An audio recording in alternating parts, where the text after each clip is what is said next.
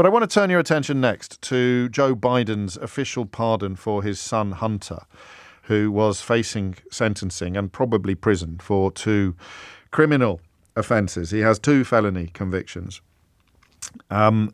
and pleaded guilty to 9 federal tax charges in Los Angeles in September. The crime essentially is falsifying records and failing to file returns during a period when he was, it is known, hooked on crack alcohol and easy cash, none of which mitigates or excuses what he has done. I find this fascinating. I broke one of my new rules this morning on Blue Sky, which is the social media platform I now favour.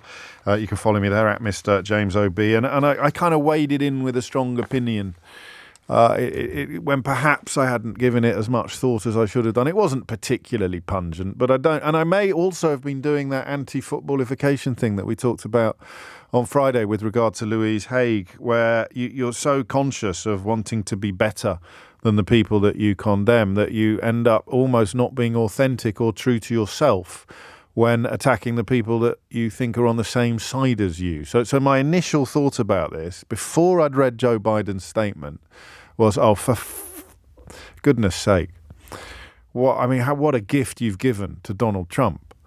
My second thought, because now all Donald Trump supporters can pretend that him excusing and pardoning all manner of miscreants and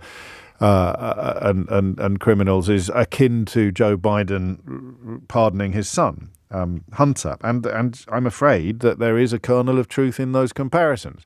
But Donald Trump doesn't need any encouragement or precedent to behave with utter depravity and criminality and unaccountability, as we know. So then my second thought was that Joe Biden has delivered a massive screw you to his own party. I don't think he was happy about the nature in which he left office. I think he wanted to fight the last election. In his own mind, he may still believe that he would have had a better chance of winning it than Kamala Harris. So that the second bit of the pungent opinion then becomes, this is really just a big attack on his own party and the idea that he doesn't feel that the respect is sufficiently reciprocated for him to have acted in the best interests of the party. Whether they deserve to be treated like that or not, I rather pompously opined at 8 o'clock this morning, is the biggest casualty here is decency. And then I got quite a few messages, some agreeing, some disagreeing. And this was one of the disagree ones that really stopped me in my tracks. Biden pardoned Hunter to save his life. Hunter was prosecuted for offences that are rarely charged after an endless investigation designed to undermine Joe Biden's presidency. If Joe left Hunter to the mercy of Trump's vile Department of Justice, they'd hound him to death. Guaranteed Democrats get it. Another story that perhaps would be getting a little bit more attention if Joe Biden hadn't done what he has done involves this. Listen to these words, all right, and tell me who you think said them. We will go out and find the conspirators who lied about American citizens, who helped Joe Biden rig presidential elections. We're going to come after you, whether it's criminally or civilly. We'll figure that out, but we're putting you all on notice.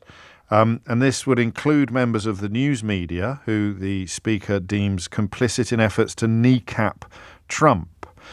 It is known, of course, that Joe Biden won the 2020 election. Literally nobody, sensible or honest, pretends otherwise. Donald Trump's diabolical genius involves an ability to gloss over this and to behave in a manner that makes it matter less than it should to everybody else. Historians of the future will perhaps wonder why Joe Biden didn't pursue Donald Trump with rather more alacrity for the offences against America that he incited on January the 6th. But none of that matters. If you've got people in positions of prominence who are still claiming that the lies were the truth and that the people who were telling the truth were the liars, well, not only have you got Nazi 101 comparisons to draw, but you've also got reasons to fear for the very heart of democracy in America. Because I kid you not, the man who said this about going after the people who told the truth in 2020 is the man that Donald Trump announced this weekend as the future head, or his chosen head, of the Federal Bureau of Investigation. the FBI. So another part of his mission will be to go after members of the government, or members of the civil service, who are not sufficiently loyal to the Führer. The leader.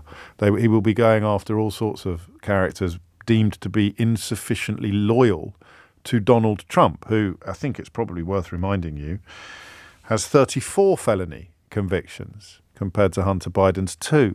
So that was my first thought, was it doesn't matter how tiny the comparison is. It will be cited forevermore by supporters of Donald Trump as proof that whatever it is he's doing, it's not that bad because Joe Biden did it as well. It doesn't have to be true. How many times have we talked about fig leaves together? How many times have we said these people who don't like understanding things or can't understand things, perhaps, to be a little bit kinder, or who love the corruption, they love the depravity. I think we really underestimate this. It's relevant to the conversation we had in the last hour. Idiots like me thought that when that tape of Donald Trump boasting about grabbing women by their genitals became public, that would be the end for him. But of course, lots of men loved that. Lots of men dream of being able to behave like that. The kind of men sending me messages in the last hour talking about this being man-hating, or this just being banter, or this being woke. God, I don't know what your lives are like, but you dream of having a life like Donald Trump's, where you can march up to women and grab them by their genitals, and there's absolutely nothing you can do about it because there's nothing they can do about it because you're a star. So we know that exists, which means that offering these people the opportunity to claim that Joe Biden was just as bad as their man is actually not the offence that I thought it was. It doesn't matter, does it? Donald Trump is not going to do anything worse than what he was planning to do already, or what he was going to do already. He's not going to do anything more as a consequence of Joe Biden giving a pardon to Hunter Biden. I think that's probably as close to a fact as you can get in the context of speculation. But what Joe Biden has done is give the rape apologists, the cheerleaders, the facilitators of criminality, the liars, the people who wanted to murder Mike Pence on January the 6th, he's given them a fig leaf to pretend that they believe there is a valid comparison to be drawn. He was going to do all of the awful things he will do anyway. So then the question becomes one of possible humanity. Hunter Biden is clearly a very vulnerable and troubled man. If you prefer, a very vulnerable and troubled criminal. And I think Joe Biden worried he might die in jail. Certainly being de facto tortured by the DOJ seems a very real prospect, given what the head of the FBI, the putative head of the FBI, has said about going after people whose crime is to have told the truth. What on earth would they do with people perceived to be sworn enemies of Donald Trump's who have actually committed crimes? And so I'm going to read it to you. Today I signed a pardon for my son Hunter. From the day I took office, I said I would not interfere with the Justice Department's decision-making, and I kept my word, even as I have watched my son being selectively and unfairly prosecuted. Without aggravating factors like use in a crime, multiple purchases, or buying a weapon as a straw purchaser, people are almost never brought to trial on felony charges solely for how they filled out a gun form. Those who were late paying their taxes because of serious addictions, but paid them back subsequently with interest and penalties, are typically given non-criminal resolutions. It is clear that Hunter was treated differently. The charges in this case came about only after several of my political opponents in Congress instigated them to attack me and oppose my election.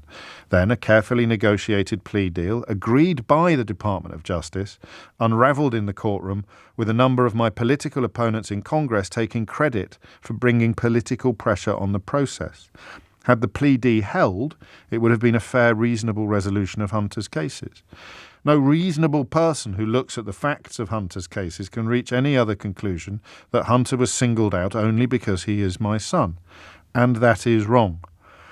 And that's my problem here, is we keep thinking everybody's a reasonable person. And we know that they're not. Biden goes on, there has been an effort to break Hunter, who has been 5.5 years sober, even in the face of unrelenting attacks and selective prosecution. In trying to break Hunter, they've tried to break me, and there's no reason to believe it will stop here. Enough is enough. For my entire career, I have followed a simple principle. Just tell the American people the truth, they'll be fair-minded. Well, here's the truth. I believe in the justice system, but as I have wrestled with this, I also believe raw politics has infected this process and it led to a miscarriage of justice. And once I made this decision this weekend, there was no sense in delaying it further. I hope Americans will understand why a father and a president would come to this decision.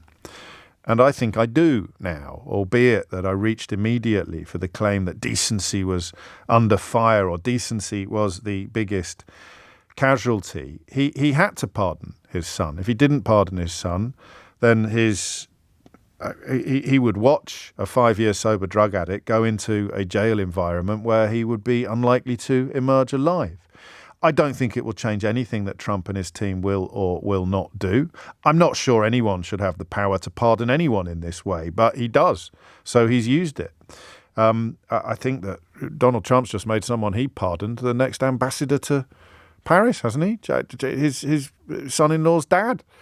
And I saw one post from someone saying it's one law for Biden's family and another law for everyone else. And the community note on that said, well, you got pardoned by Trump a few years ago. That was a prominent Republican. So that idea of equivalence or balance is just not for sensible people. Voters have forgiven Trump, writes the journalist James Ball, for launching an insurrection, committing 34 felonies, for the grab them by the bleep, for sharing classified documents, for being a court-adjudicated rapist, and for much, much more. The idea that Democrat voters won't be forgiven for pardons is from another era. So, and of course, he lost his other son as well in tragic circumstances. 17 minutes after 11 is the time. So how much does this matter to followers of American politics or to people like me who perhaps should have done a little bit more homework before they waded in with their size 10s at 8 o'clock this morning? At first glance, my heart sank. It truly did, because I deal a lot with the insensibles, or whatever you want to call them, the people who either pretend to believe things that are demonstrably untrue, or, arguably even more frightening, the people who truly believe things that are demonstrably untrue. I can't tell the difference anymore. There's going to be everybody in Trump's administration, including people who called out January the 6th for the abomination that it was, now pretending that it was entirely justified, or that there was nothing to see here, or that nothing was done wrong. I'd like to think that anybody condemning Joe Biden for doing what he's doing now makes it impossible for Donald Trump to pardon all the people that he's minded to pardon. But that's back to the politics of the sensible, the politics of sensible people. And that is not what we're talking about here. One thing troubles me. I didn't know whether or not Joe Biden should have been so outwardly chummy with Trump when they met for the handover, something that I don't think Trump bothered to do when the power was moving in the other direction. But I don't know. What should he have done? He seems now to have, in this statement, recognised the depravity of the administration that is coming into the White House. He seems now to have recognised that the pursuit of his son on, let's just say, magnified and exaggerated charges would be done to break Hunter Biden in the hope of somehow hurting Joe Biden, even though there's no earthly way Joe Biden's going to be returning to the political fray anytime soon.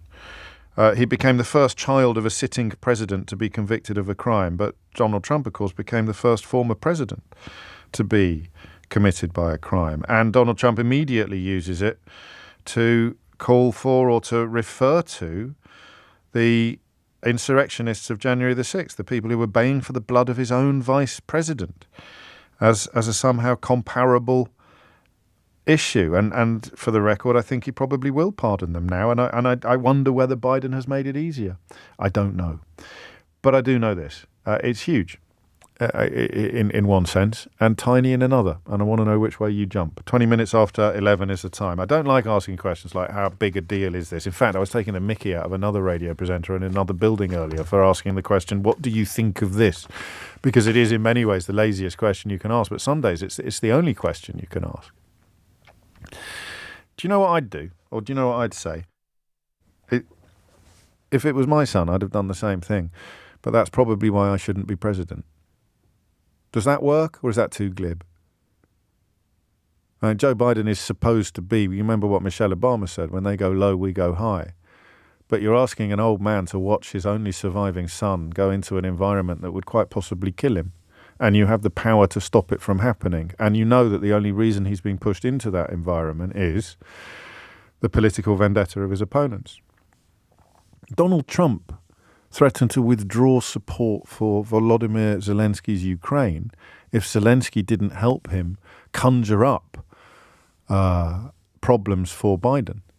So, again, what do you think of this, or how big a deal is this?